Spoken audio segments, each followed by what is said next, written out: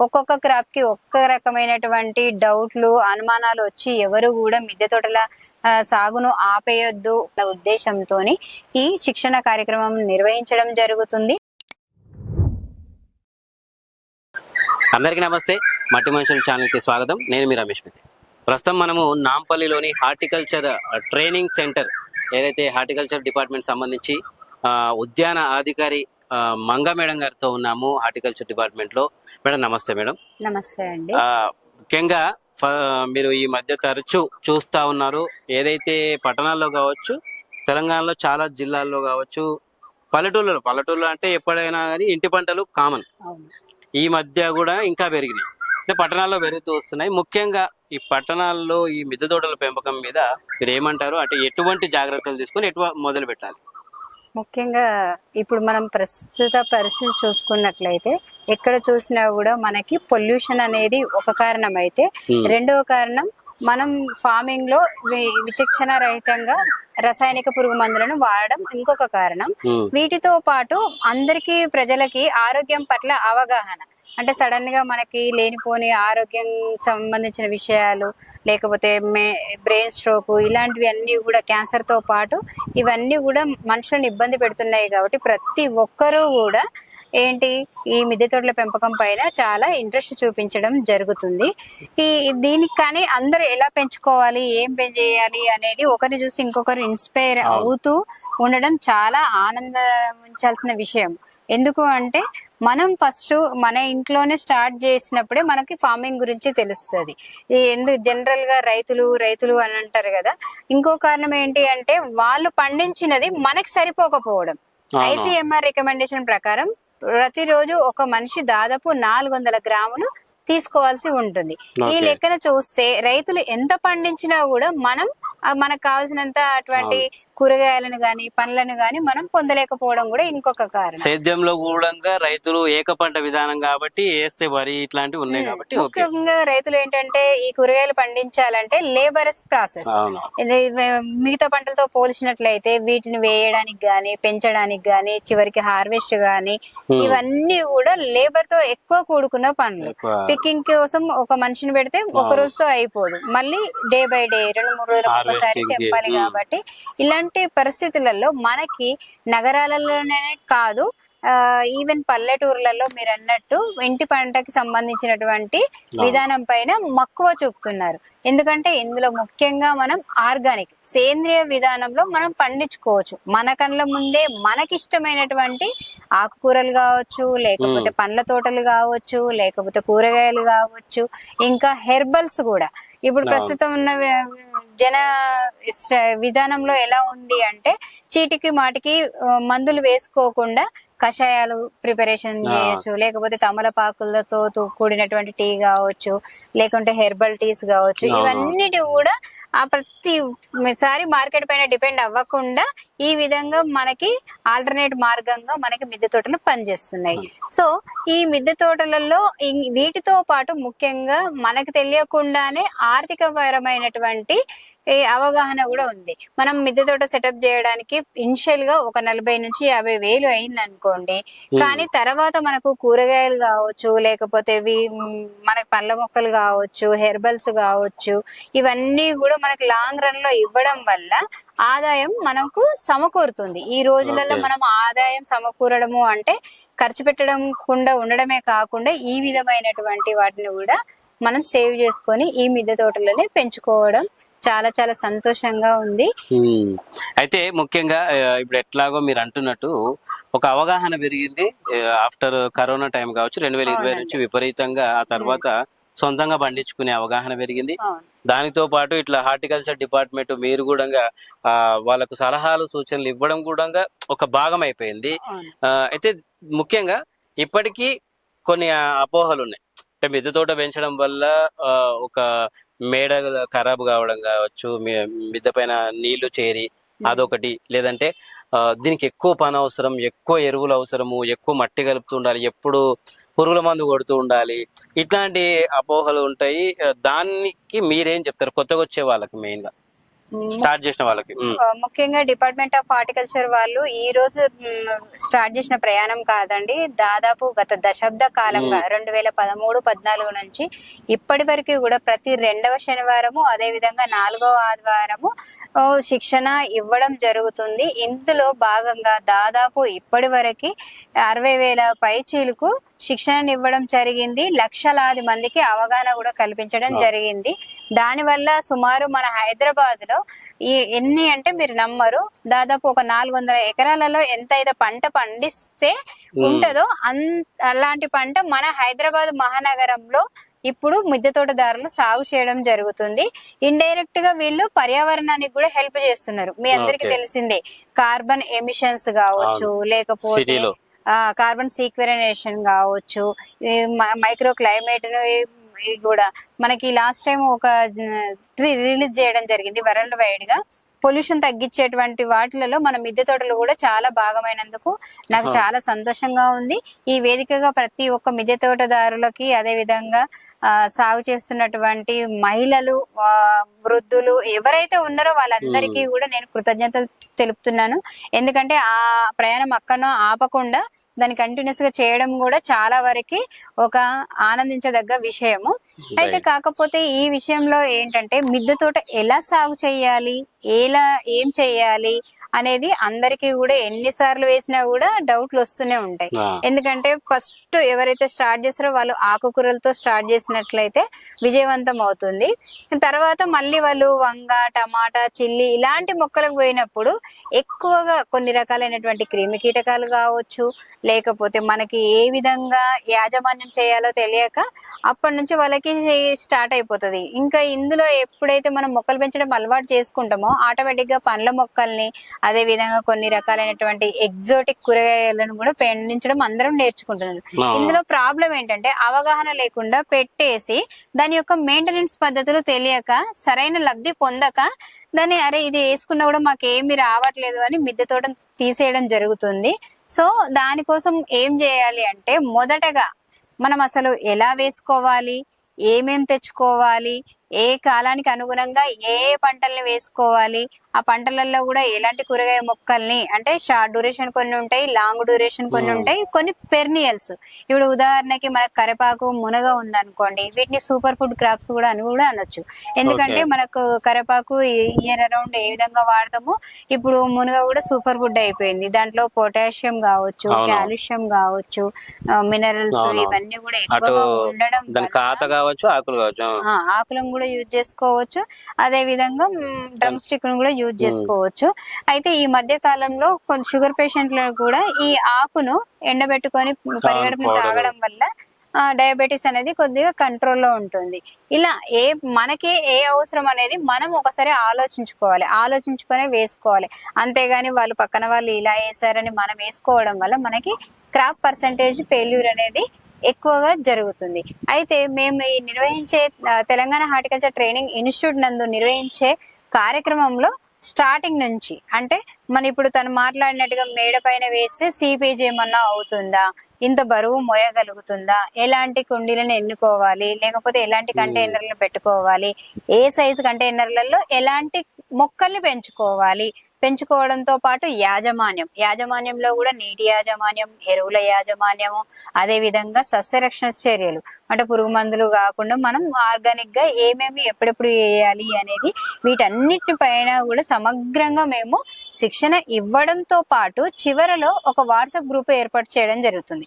ఎందుకంటే మనం క్లాస్ లో ఉన్నంత సేపు మనకి వింటాము, అప్పుడు ఏం చేయము కాబట్టి మనకు డౌట్లు రావు. ఎప్పుడైతే ఇంటికి వెళ్ళి ఇవన్నీ ప్రొక్యూర్ చేసుకొని మొక్కలు పెట్టడం, విత్తనాలు పెట్టడం స్టార్ట్ చేస్తామో అప్పుడు వాళ్ళకి డౌట్లు వస్తాయి. సో దానికి అనుగుణంగా కూడా మేము వాట్సాప్ గ్రూపులు క్రియేట్ చేసి ఎప్పటికప్పుడు వాళ్ళకి తగు సలహాలు, సూచనలు రెగ్యులర్ గా ఇవ్వడం జరుగుతుంది. అంటే ఏదైనా పురుగు అది వచ్చినప్పుడు ఒక ఫోటో తీసి పెడితే అలా అవుతాము. అదే విధంగా మా మొక్క ఎదగట్లేదు మేమేం చేయాలి అంటే కూడా ఎన్ని రకాలుగా మనం అంటే ఈ యాజమాన్య పద్ధతులు కూడా ఏ విధంగా ఉంటాయి అంటే కొన్ని కల్చరల్ ఉంటాయి, కొన్ని ఏమో మామూలుగా మనం ఉపయోగించాల్సినవి ఉంటాయి యాజమాన్య పద్ధతులు. ఇలాంటి వాటి అన్నిటిని కూడా ఉపయోగించి మనం మిద్దె తోటను సక్సెస్ఫుల్ గా ఎట్లా పెంచుకోవాలనేది ఎప్పటికప్పుడు ఇవ్వడం జరుగుతూనే ఉంటుంది. మేడం ఇప్పుడు అంటే ఇది సీజన్ ఆల్రెడీ ఎప్పటి నుంచో చేస్తున్న వాళ్ళు మళ్ళీ దీన్ని రీసైకిల్ చేస్తూ ఉంటారు, మట్టి కావచ్చు, విత్తనం కావచ్చు, అంటే కొత్తగా అయినా కావచ్చు, పాత అయినా కావచ్చు.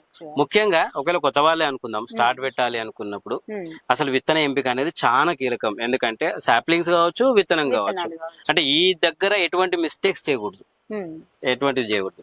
మామూలుగా ఇప్పుడు మనం ఎంచుకునే క్రాప్స్ ఫస్ట్ లిస్ట్ అవుట్ చేసుకోవాలండి. ఆకుకూరలు అనుకోండి, ఆల్మోస్ట్ మనం అన్ని రకాలైనటువంటి ఆకుకూరలను విత్తనాలతోనే పండించుకోవడం జరుగుతుంది. సో ఆకుకూరలన్నిటికి కూడా మనం విత్తనాలే సేకరించుకోవాలి. ముఖ్యంగా నేను విత్తనంలో ఒకటి చెప్తానండి, మిద్దె తోటలలో కూడా ఎప్పుడు కూడా హైబ్రిడ్స్ విత్తనాలు అనేటివి వాడకూడదు. హైబ్రిడ్ విత్తనాలు తీసుకున్నట్లయితే ఫస్ట్ జనరేషన్ లో మాత్రమే పూత కాత బాగా వచ్చి నెక్స్ట్ జనరేషన్లలో మనకి రాదు. ఎగ్జాంపుల్ ఒకటి ఏంటంటే, ఇంత ముందుకు మనం బంతి పువ్వులు ఎండబెట్టి వేసుకుంటే నారొచ్చేది. ఇప్పుడు ఉన్నటువంటి అన్ని కూడా మనకి హైబ్రిడ్ బంతి పువ్వులు. సేమ్ ఇదే విధంగా మనకు అన్ని క్రాప్స్ లలో కూడా ఉంటుంది. కాబట్టి మిద్దె తోటలో ఎప్పుడు కూడా హైబ్రిడ్స్ వేస్తే ఫర్దర్ గా ఆ కాయలను భద్రపరుచుకొని నెక్స్ట్ సీజన్స్ కి వాడుకోకూడదు. ఒకవేళ వాడుకున్నట్లయితే మొక్క ఎదగదు, ఎదిగినా కూడా తగినంత పూత రాదు, వచ్చినా కూడా తగినన్ని కాయలు రావు. ఈ లోపు మనకు దానిపైన ఖర్చు అవుతుంది. కాబట్టి ఎప్పుడు కూడా మిద్దె తోటలలో హైబ్రిడ్స్ తీసుకుంటే అదే పంటకాలం యూజ్ చేయాలి కానీ నెక్స్ట్ సీజన్ కి యూజ్ చేయొద్దు. రెండవది, మనం విత్తనాలు ఇవి బయట కొనుక్కున్నప్పుడు ఖచ్చితంగా మనకి సీడ్ ప్యాకెట్ వెనకాల దానికి సంబంధించిన విషయాలన్నీ కూడా పొందుపరచడమే జరుగుతుంది. కానీ ఎవరూ చూడరు. ఎందుకు అంటే జెర్మినేషన్ పర్సెంటేజ్ ఎంత ఉంది, ఏ లాట్ నెంబరు ఎప్పటి వరకు ఉంటుంది, ఎక్స్పైరీ ఎప్పుడు అవుతుంది అనేది ఈ విషయాలన్నింటినీ కూడా మనము మార్కెట్ లో కొనుక్కున్నప్పుడు గమనించాల్సి ఉంటుంది. ఇంకా రెండవ విధానం ఏంటంటే నారు ఎంపిక. నారు ఇప్పుడు మామూలుగా మనకి టమాటా కావచ్చు, వంగ కావచ్చు, మిరప, క్యాప్సికము, క్యాబేజీ, కాలీఫ్లవర్, వీటితో పాటు మనకి క్యారెట్, ఇలాంటివి కూడా కొన్ని రకాలను నారుగా అమ్మడం జరుగుతుంది. ఎప్పుడైనా నారుని తీసుకునేటప్పుడు ముఖ్యంగా పెస్ట్ అండ్ డిసీజెస్ ఫ్రీ ఉన్నటువంటి నారుని తీసుకోవాలి. ఒకే ఈక్వల్ సైజ్ లో ఉండాలి, ఎలాంటి ముడతలు లేకుండా. ఇంకొకటి పాలిపోయినట్టుగా లేనటువంటివి తీసుకోవాలి. ఎందుకంటే మీరు ఫస్టే పాలిపోయాయి అంటే అట్లా న్యూట్రిషన్ లోపం ఉన్నాయి తీసుకొని మనం పెట్టుకున్నట్లయితే మన దగ్గర కూడా ఆ న్యూట్రిషన్ లోపం అనేది కంటిన్యూ అవుతుంది. సో మనం నారును ఎప్పుడు కూడా ఎంచుకున్నప్పుడు కనీసం 40 నుంచి 45 రోజుల ఏజ్ ఉండి దాదాపు 3 నుంచి 4 జతల ఆకులు ఉన్నట్లయితే అది హెల్తీ సీడ్లింగ్ గా మనం పరిగణించవచ్చు. ఇలాంటి జాగ్రత్తలు తీసుకొని మన మిద్దె తోటలలో పెట్టుకోవాలి. ఇంకా ఇవి కాకుండా కొన్ని దుంపల ద్వారా కూడా ప్రవర్ధనం చేస్తాము. ముఖ్యంగా అల్లం కావచ్చు, పసుపు కావచ్చు. అంటే ఆల్మోస్ట్ పసుపు సీజన్ అయిపోయింది, కానీ ఎవరైనా జూలై ఎండింగ్ వరకు కూడా వేసుకుంటే మనకి ఈ మార్చిలో మనం క్రాప్ తీసుకోవచ్చు. ఇలాంటివి తీసుకునేటప్పుడు ఏంటంటే ఆ కొమ్ముకే పెట్టకుండా కనీసం 1 ఇంచున్నర కట్ చేసుకొని వాటిని పెట్టుకోవడం వల్ల మనకి మనకి ఆల్రెడీ కనుపులు వస్తాయి. కాబట్టి ఎక్కడైతే స్ప్రౌటింగ్ పాయింట్ ఉంటుందో ఒక 1.5 ఇంచు కట్ చేసుకొని పెట్టుకున్నట్లయితే మనకి ఎక్కువ మెటీరియల్ కూడా వస్తుంది. అండ్ ముఖ్యంగా దీంట్లో ఇక నెక్స్ట్ అత్యంత కీలకం విత్తనం ఎంతనో మట్టి కలపడం. ఇది ఒక ఛాలెంజింగ్ గా చాలా మందితో నేను విన్నా మట్టిలో. ఇంకొకటి ఏంటంటే ఈ మధ్య కాలంలో డిఫరెంట్ టైప్స్ ఆఫ్ ఎరువులు మనం చూస్తాం. అంటే కోకోపీట్ కావచ్చు, లేదా నార్మల్ గా కొన్ని బయోచార్ అంటూ కూడా వచ్చినాయి, లేదా జస్ట్ సాయిల్ మిక్సింగ్ లో కొన్ని మిశ్రమాలు కిచెన్ వేస్ట్ కలిపి కూడా చేస్తాం. అంటే మోతాదు ఎక్కువైతే ఏమైనా ప్రాబ్లం అవుతుంది. ఎందుకంటే అన్ని పోషకాలు ఇవ్వాలి అనే ఆతృతలో ఇవన్నీ కలిపి కూడా ఇచ్చే వాళ్ళు ఉన్నారు, ఇస్తున్నారు, మిస్టేక్స్ అవుతున్నాయి, తెలియకుండా మిస్టేక్ చేస్తుంటాము. ముఖ్యంగా మన మిద్దె తోట సక్సెస్ పర్సెంటేజ్ అంతా కూడా మట్టి మిశ్రమం పైన ఆధారపడి ఉంటుంది. దీనికి కావాల్సినవి మీరు అన్నట్టుగా బయోచారు ఇవన్నీ కూడా అడిషనల్. బేసిక్ మెటీరియల్ ఏంటంటే ఎర్రమట్టి, పశువుల పేడ, వర్మీ కంపోస్ట్, కోకోపీట్, కాస్త వేపపిండి. ఇవి కంపల్సరీ. ఈ 5 పదార్థాలతో మనం తయారు చేసుకున్నట్లయితే దాదాపు ఒక మొక్కకి 2 నుంచి 3 నెలల వరకు ఎలాంటి చీడపీడలు ఆశించకుండా ఉంటాయి. కాకపోతే ఇందులో ఏ పదార్థం ఎంత తీసుకోవాలి అనేది కన్ఫ్యూజన్ గా ఉంటారు జనాలు ఎప్పుడు కూడా. ఏంటంటే కొందరు ఇంట్లో కిచెన్ వేస్ట్ ఉపయోగించినప్పుడు మనం వర్మి కంపోస్ట్ ను తీసేసుకోవచ్చు. ఓకే, దాని ఎగ్జామ్షన్ ఉంటది. కానీ అన్ని కలిపి వేయడం వల్ల మనం పెట్టిన మొక్క ఏమో చిన్నగా ఉంటది, ఇవన్నీ వేసినవి కూడా ఎక్కువగా ఉంటాయి. సో మొక్క అప్పుడే తీసుకోకపోవడం వల్ల అవన్నీ కూడా మనం ఎక్సెస్ వాటర్ పడితే లీచింగ్ అవుట్ అయిపోతాయి. సో మొక్కకు అందదు అప్పుడు. కాబట్టి ఏదైనా వర్మి కంపోస్ట్ గానీ, కిచెన్ కంపోస్ట్ గానీ, అంటే ఒకవేళ మనం పశువుల పేడ కలుపుకున్నట్లయితే అప్పుడే ఇయ్యక్కర్లేదు. తర్వాత 10 నుంచి 15 రోజుల వ్యవధిలో మనము వాటికి ఇచ్చుకుంటూ వెళ్తుంటే పై పోషకాలతో లభించడంతో పాటు మొక్కలు చాలా బాగా ఎదుగుతాయి. కాబట్టి ఎప్పుడు కూడా మనం మట్టి మిశ్రమంని 40%, కోకోపీటును 30%, పశువుల పేడ 30% తీసుకోవాలి. ఒకవేళ మీకు కోకోపీట్ గనక దొరకలేదనుకోండి, మన గార్డెన్ లో ఎండిపోయిన ఆకులు ఉంటాయి కదా, మన సమ్మర్ వరకు అందరూ కూడా ఆకులు అన్ని తీసుకొని పెట్టుకుంటారు, దానికి బదులుగా మనం కోకోపీట్ బదులుగా యూజ్ చేసుకోవచ్చు. కానీ కొందరు ఏం చేస్తారు, ఇవన్నీ కొనేసరికి అమౌంట్ ఎక్కువైపోతుందని ఏదో ఒకటి స్కిప్ చేస్తారు. కానీ ఎప్పుడు కూడా స్కిప్ చేయొద్దు. ఎందుకంటే మొక్క ఆరోగ్యంగా పెరగాలంటే మనం ఇచ్చే ఎరువులతో పాటు బేసిక్ పాటింగ్ మిక్చర్ అనేది చాలా చాలా ఇంపార్టెంట్. రెండవది ఏంటంటే, అది కొత్తగా ప్రొక్యూర్ చేసే వాళ్ళకి, పాత వాళ్ళకి నేను ఇచ్చే సలహా ఏంటంటే, మనకున్న మట్టిని కొందరు అయిపోయిందని పడేస్తుంటారు. కానీ అది కాదు. ఇప్పుడు సమ్మరు కాకపోయినా కూడా మనకు ఎండలు అదే విధంగా వస్తున్నాయి కాబట్టి ప్రతి బ్యాగులో గాని కంటైనర్ లో ఉన్నటువంటి మట్టిని బాగా ఎండబెట్టేసుకొని దాంట్లో మళ్ళీ మనం వర్మి కంపోస్ట్ గాని, పశువుల పేడ గాని, ఆకు గాని ఇప్పుడు ఇంత ముందు చెప్పిన నిష్పత్తిలో కలిపి పెట్టుకున్నట్లయితే మళ్ళీ మన మొక్కలు ఆరోగ్యంగా పెరుగుతాయి. కొందరికి అదే అపోహ ఉంటది, ఇది పాత మట్టి, దీంట్లో ఏం రావు, కొత్త మట్టి తీసుకొస్తే అవుతుంది అంటారు. కానీ ఇప్పుడున్న పరిస్థితులలో మన దగ్గర ఉన్న మట్టే చాలా విలువైన మట్టి. ఎందుకంటే మన మట్టికి ఆల్రెడీ డికంపోజిషన్ అనే ప్రాసెస్ అలవాటు పడి ఉంటది కాబట్టి ఎరువులను మంచిగా యూజ్ చేసుకుంటది. రైట్. చివరిగా ఇప్పుడు డిపార్ట్మెంట్ సంబంధించి, ఉద్యాన శాఖకు సంబంధించి ట్రైనింగ్ ఇస్తున్నామని తెలిసింది. అయితే ట్రైనింగ్ లో ఏ అంశాలు కవర్ చేస్తారు, దీని ప్రాసెస్ ఏంది, అంటే రిజిస్ట్రేషన్ ఏ విధంగా కొత్త వాళ్ళు రావాలనుకుంటే, అంటే పాత వాళ్ళకు ఎటువంటి కంటిన్యూ అవుతుంటది అనేది ఒక్కసారి క్లియర్ గా చెప్పండి. ముఖ్యంగా మా director of horticulture Shrimati Sheikh Yasmin Basha గారు, అదే విధంగా joint director of horticulture Shrimati Ramalakshmi madam గారు, ఏంటంటే ఈ మిద్దె తోటల పైన ఒక చెట్టు పెడితే ఒక రోజుతో అయిపోయేది కాదు. ఒక్కొక్క క్రాప్ కి ఒక్క రకమైనటువంటి డౌట్లు, అనుమానాలు వచ్చి ఎవరు కూడా మిద్దె తోటల సాగును ఆపేయొద్దు, కంటిన్యూస్ గా పెంచుకోవాలనే ఉద్దేశంతోని ఈ ప్రతి 2వ శనివారము, అదే విధంగా 4వ ఆదివారము, ఎందుకంటే అప్పుడైతేనే అందరూ ఫ్రీగా ఉంటారు, వర్కింగ్ డేస్ లో అయితే రావడానికి కూడా ఇబ్బంది పడతారన్న ఉద్దేశంతో ఈ శిక్షణ కార్యక్రమం నిర్వహించడం జరుగుతుంది. ఈ శిక్షణ కార్యక్రమంలో మనకి ఒక మిద్దె తోటదారుడు ఫస్ట్ స్టార్టింగ్ నుంచి, అంటే ఒకవేళ మనకి బాల్కనీ ఉంటే ఎలా చేసుకోవాలి, వరండా ఉంటే ఏ విధంగా పెంచుకోవాలి, ఇంటి వెనక ఉంటే ఏ విధంగా పెంచుకోవాలి, అదే విధంగా మేడ పైన ఉంటే టెర్రస్ గార్డెన్ ఎలా పెంచుకోవాలి, ఇలా వాళ్ళకి అనుగుణమైనటువంటి స్థలానికి అనువుగా ఉండే విధంగా స్థల ఎంపిక, రెండవది ఎలాంటి కంటైనర్లు యూజ్ చేసుకోవాలి, మూడవది లేఅవుట్ అంటే ఎలాంటి మొక్కలు పెట్టుకోవాలి, మనకి ఎంత సన్లైట్ ఉంటే ఎలాంటి మొక్కలు పెట్టుకోవాలి. జనరల్ గా జనాలంతా ఏం చేస్తారు అంటే మా పూల మొక్కలే పెట్టుకుంటుంటారు, కానీ అసలు ఇంట్లో 2 గంటల ఎండ కూడా రాదు. అలాంటప్పుడు పూల మొక్కలు పెట్టుకుంటే చెట్లకున్న బ్యూటీ ఏంటంటే అవి చనిపోవు, పచ్చగా ఉంటాయి కానీ పూలు ఇలాంటివి రాకపోవడం జరుగుతుంది.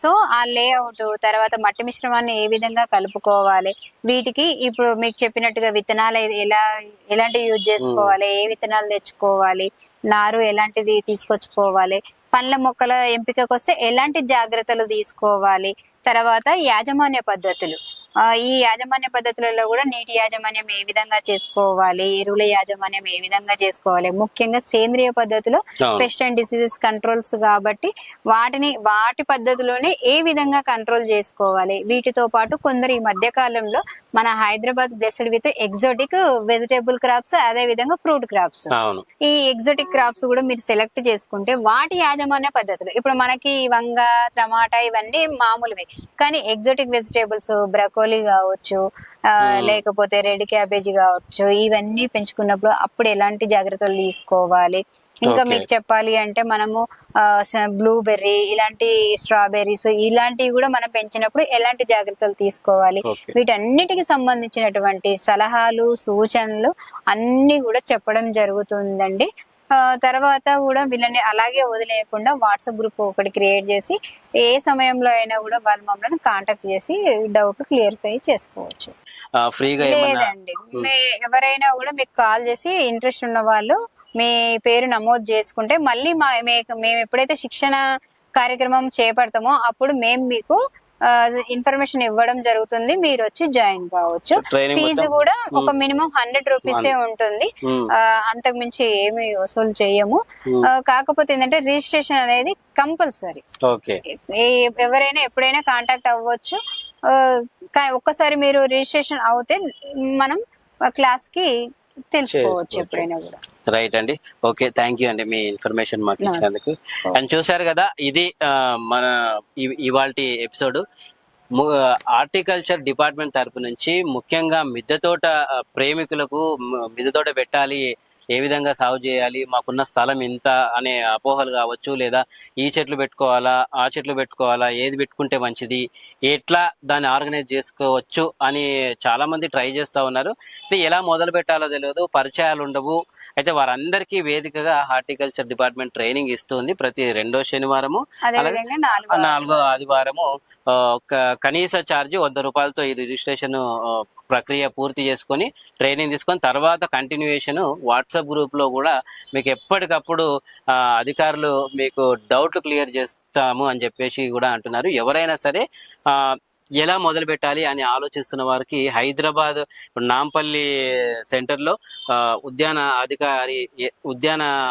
డిపార్ట్మెంట్ ఉంది, హార్టికల్చర్ డిపార్ట్మెంట్ ఉంది. ఇక్కడ ఇది ఒక్కటే తెలంగాణ రాష్ట్రంలోనే ఇది ఒక్కటే మనకి మిద్దె తోటల పైన ట్రైనింగ్ ఇచ్చే కార్యక్రమం. తెలంగాణ ఓవరాల్ గా హైదరాబాద్ లో ఉన్న ఈ కార్యాలయం ద్వారానే ట్రైనింగ్ అది కూడా ఇస్తా ఉన్నారు. ఎవరైనా సరే ఇంట్రెస్ట్ ఉన్న వాళ్ళు వాళ్ళని సంప్రదించవచ్చు, వాళ్ళని కనుక్కొని ట్రైనింగ్ కూడా తీసుకొని గార్డెనింగ్ చేసుకోవచ్చు. Thank you.